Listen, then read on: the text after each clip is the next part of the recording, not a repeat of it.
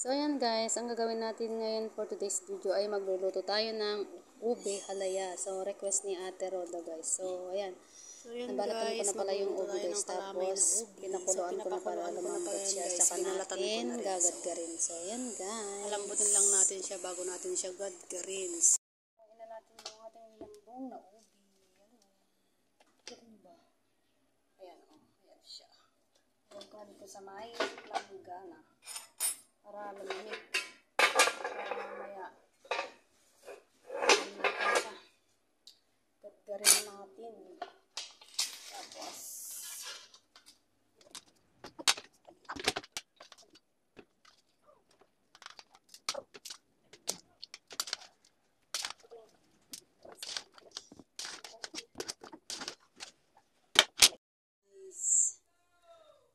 paanuhin muna natin, palamigin bago natin siya gagadgarin.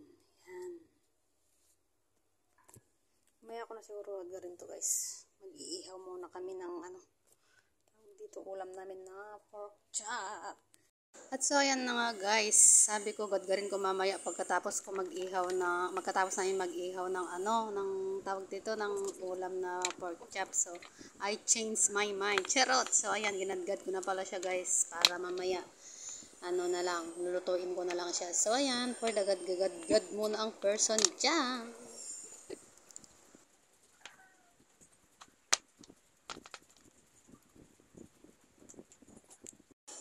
So ayan guys, pagkatapos ko palang ginadgad yung ube guys, ay tinulungan ko na pala sirap na nag-ihaw dyan guys. So ayan, ihaw muna kami guys. Dati dyan guys, nakabota pa ako. Saklap no, nakabota. So ayan, for the ihaw muna tayo. Yan siya guys.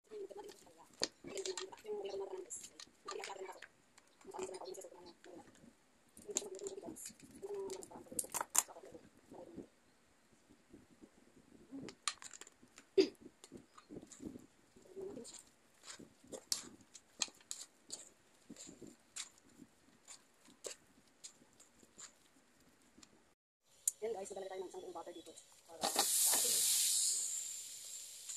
nakulang natin guys. Kasi parang masarap siya. Yan guys, pati namin siya. Nalagyan natin dito.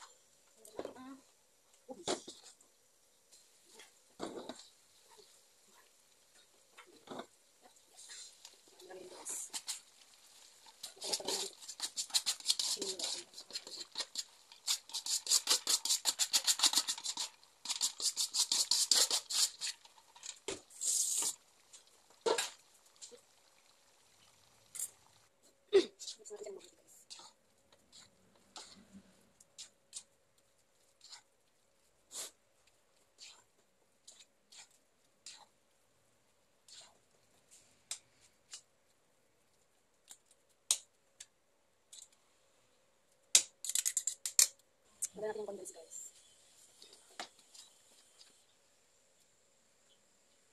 Wait lang.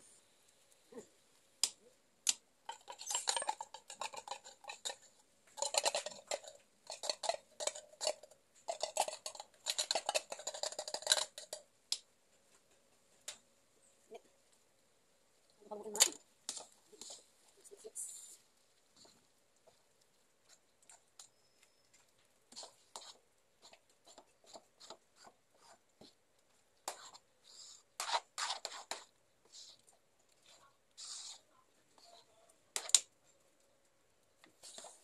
Dito yung malakas ang ito. Mabalik lapit sa akin. Saksan niya. Tapos ito, ano kung sabitan? Sabitan ko. Wala. Ano ang mga natin? Yan. Pati yung kondensyon. Ang mga natin. Yan kaya yan. Dapat yan madali pagwarin. Pero pag nakalagay ko dito, madali ko pagwarin.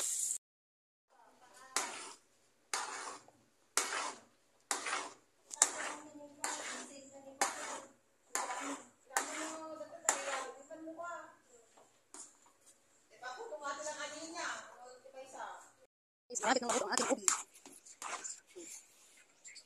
Walang katapusang halo. Malapit na. Lumalapot na siya, oh.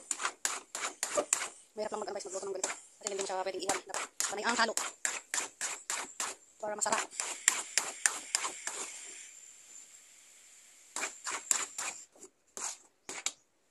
Ayan na guys, yung ating finished product. Oh, yan siya. Lagyan natin ng cheese. Cheese. So yan guys, lagyan natin ng cheese.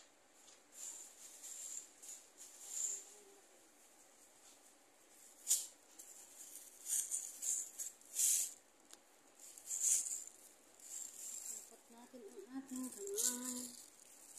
Para naman. At so, ayan na nga mga guys. Kasalukuyan pala naglalagay ako ng cheese guys dyan. Kaso, naisip ko pala, hindi pala pwede pang lagyan ng cheese kasi mainit pa kasi magme-melt yung cheese guys. So, yan. Hindi ko na muna itutuloy dyan. So, yan. Kita nyo naman guys. Ay, nako, dalaw ko na. So, ayan. Hindi ko tinuloy guys kasi magme-melt. So, ayan na guys. Naglagay na ako pala dun sa isang lanyera na ng cheese. Finished product ng ating pinaghirapan na ni Gadgad at niluto. Yan. 2 oras mahigit nating linuto yan guys. Ubi halaya. So yan. Sarap siya.